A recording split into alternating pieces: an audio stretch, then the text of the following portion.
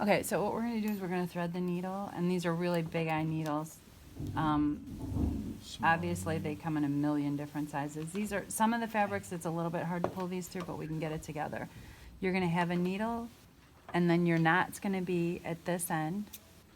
Part is your working thread, and this is the tail. The tail can be as long or as short as you want it to be, and while you're working with it, you can sew with it a little bit, the tail a little bit longer, and then once you start running out of thread, you can move the needle up the tail, and then that's when we'll finish up.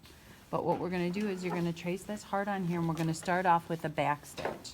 And we're going to come through from the back side of the fabric. All your knots are always going to be on the back side of the fabric. We're going to keep the front side looking really nice. And when you start off a back stitch, you want to zoom in. No, you can just get closer, can't you?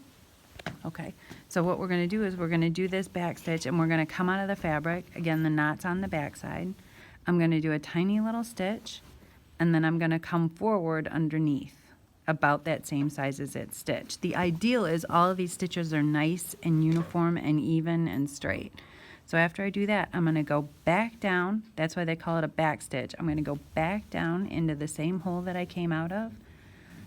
And then I'm going to go forward a little bit underneath and come right back out again.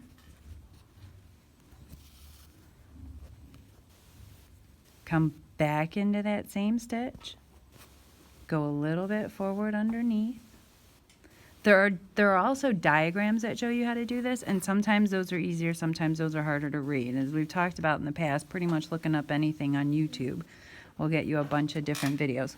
Back in the same hole, and then forward just a little bit underneath. And again, I'm trying to keep everything straight. Now, if it turns out you don't like what you're doing, it's kind of easy because you can just undo the thread and then pull it back out a little bit. Don't be afraid to start over in order to get it done right. Back down into the same hole, and then underneath just a little bit. And we'll go around and we'll do this the whole way, and then after that we'll go back through and lace it. And just make sure it all lays down. Do not pull everything too hard and bunch everything all up. Those don't look good. We want to keep everything nice and flat and nice and uniform.